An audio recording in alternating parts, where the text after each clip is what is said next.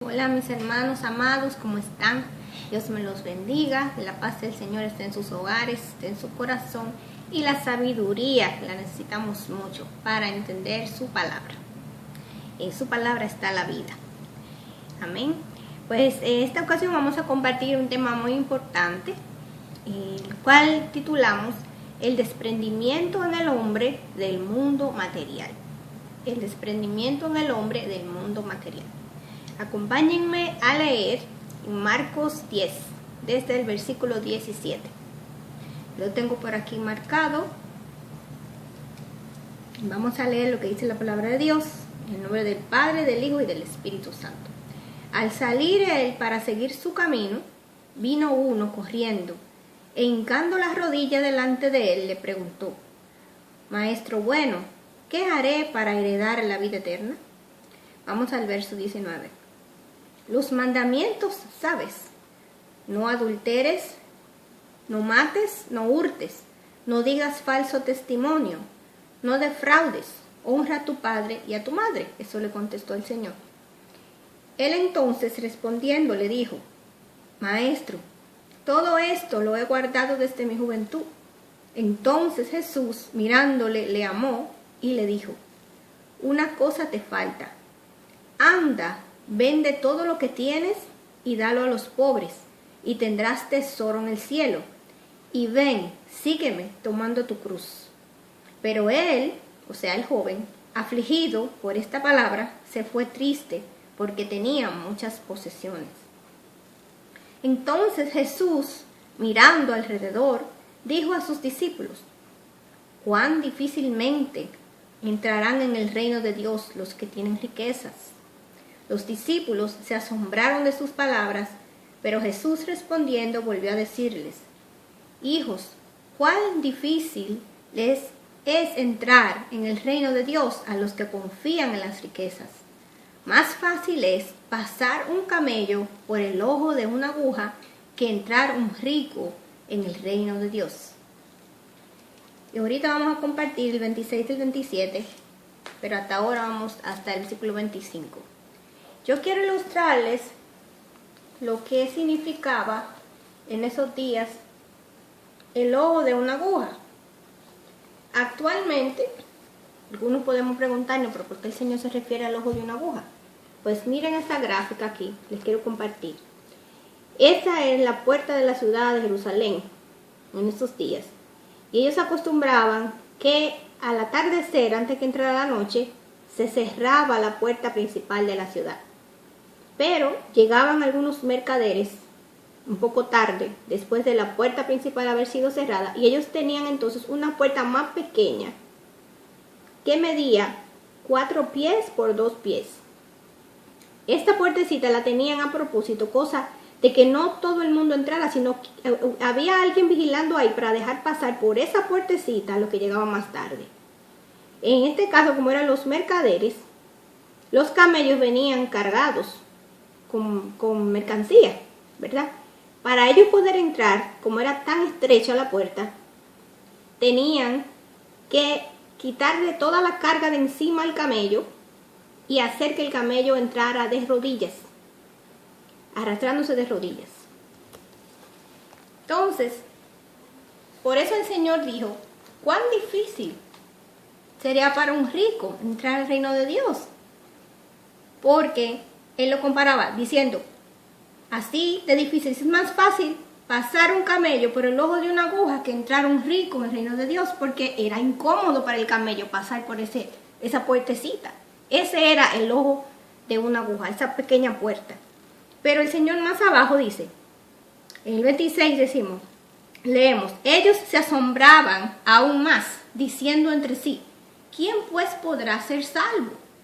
Entonces Jesús mirándolos les dijo: para los hombres es imposible, mas para Dios no, porque todas las cosas son posibles para Dios. ¿Por qué le menciono esta última parte? Porque muchos entienden aparte de no entender lo que era el ojo de una aguja, que era esta puertecita pequeña, esa era la comparación que Jesús estaba haciendo. Era muy difícil para el camello entrar por ahí. Tenía que deshacerse de todas las posesiones que tenía encima.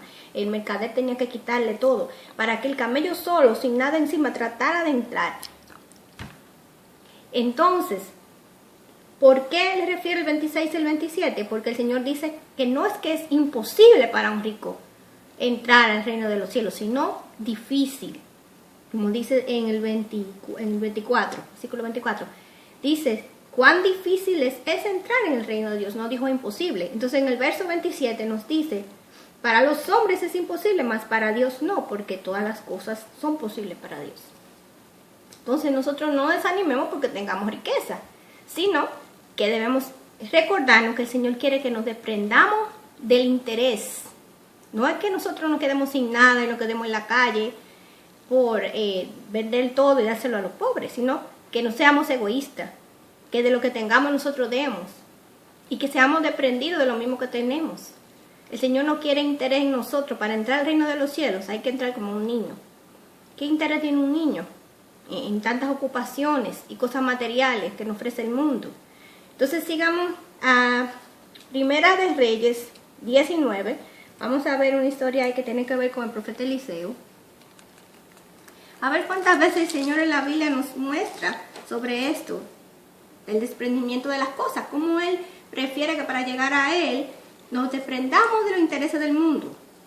Si me acompañan a Primera de Reyes, capítulo 19, el verso 15 y 16, leemos, y le dijo Jehová, esto era hablando con el profeta Elías, ve, vuélvete por tu camino, por el desierto de Damasco, y llegarás y ungirás a Hazael por rey de Asiria, a Jehú, hijo de Nimsi, ungirás por rey sobre Israel, y a Eliseo, hijo de Safat, de Abel Mehola, ungirás para que sea profeta en tu lugar. El Señor estaba enviando al profeta Elías, un muy amado profeta, poderoso profeta, que fuera a ungir a Eliseo, que iba a ser el nuevo sucesor de Elías. Y escuchen más adelante.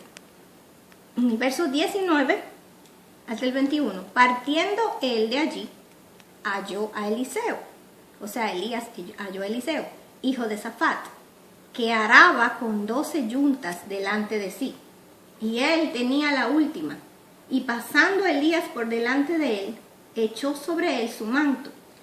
Entonces, dejando él los bueyes, vino corriendo en pos de Elías, y dijo, te ruego que me dejes besar a mi padre y a mi madre, y luego te seguiré. Y él le dijo, ve, vuelve, ¿qué te he hecho yo? Y se volvió y tomó un par de bueyes y los mató, y con el arado de los bueyes coció la carne y la dio al pueblo para que comiesen. Después se levantó y fue tras Elías y le servía. ¿Qué hizo Eliseo? Solo le pidió despedirse de su familia. Y el profeta Elías le dijo, yo no tengo problema. ¿Qué te he hecho yo? Yo no tengo problema, ve, despídete.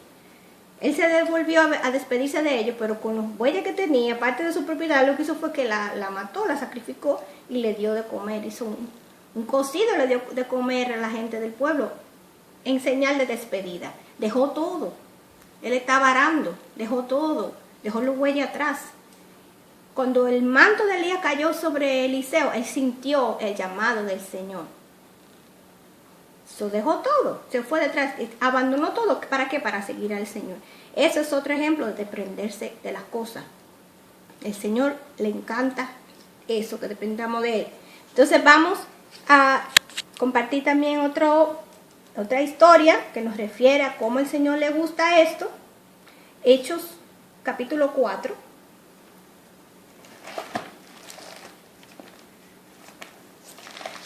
Vamos a Hechos capítulo 4 en el verso 32.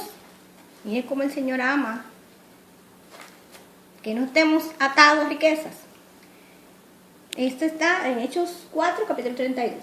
Y la multitud de los que habían creído era de un corazón y un alma, y ninguno decía ser suyo propio, nada de lo que se poseía, sino que tenían todas las cosas en común, y con gran poder los apóstoles daban testimonio de la resurrección del Señor Jesús y abundante gracia era sobre todos ellos. En 34. Así que no había entre ellos ningún necesitado, porque todos los que poseían heredades o casas las vendían y traían el precio de lo vendido y lo ponían a los pies de los apóstoles y se repartían a cada uno según su necesidad.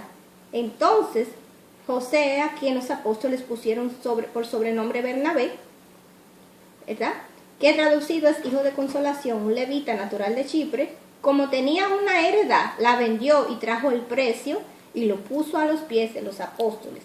Una vez más, cuán linda era la iglesia primitiva, la primera iglesia cristiana. Nadie tenía más que nadie, y los que tenían mucho vendían lo que podían y traían el dinero que habían hecho de la venta a los pies de los apóstoles para que ellos lo administraran.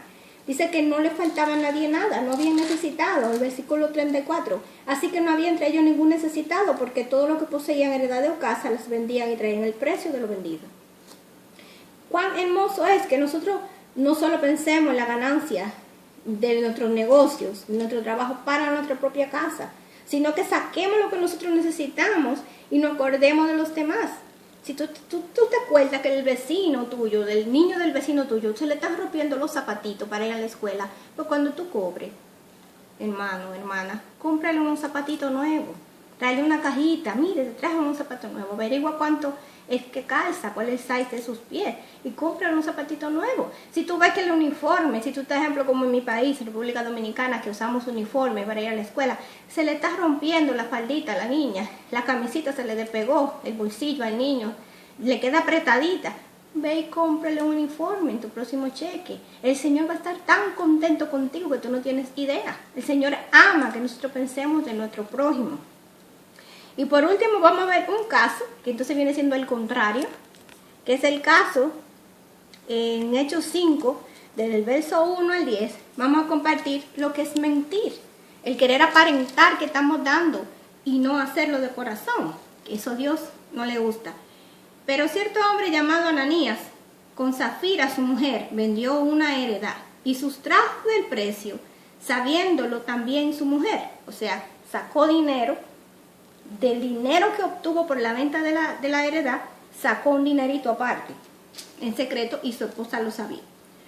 Y trayendo solo una parte, la puso a los pies de los apóstoles, y dijo Pedro, Ananías, ¿por qué llenó Satanás tu corazón para que mintieses al Espíritu Santo y sustrajeses del precio de la heredad? Reteniéndola, ¿no se te quedaba a ti? O sea, si tú no querías venderla, tú era tuya, pues te hubiera quedado con ella, ¿verdad? No hay problema, es tuya. Y vendida, no estaba en tu poder. Si la vendiste, el dinero es tuyo, no era obligado que tú lo traigas. ¿Por qué pusiste esto en tu corazón? No has mentido a los hombres, sino a Dios. Al oír Ananías estas palabras, cayó y expiró.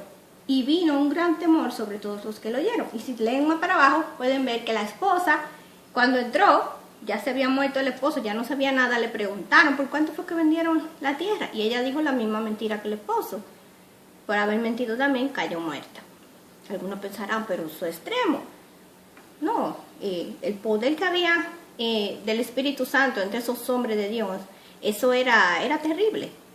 Y lo que se estaba moviendo en esa primera iglesia primitiva, la primera iglesia cristiana, era un espíritu de sinceridad y de ayuda mutua, de paz, de amor, de armonía. Pero aquí se infiltró uno que se dejó contaminar el corazón y estaba contaminando el resto.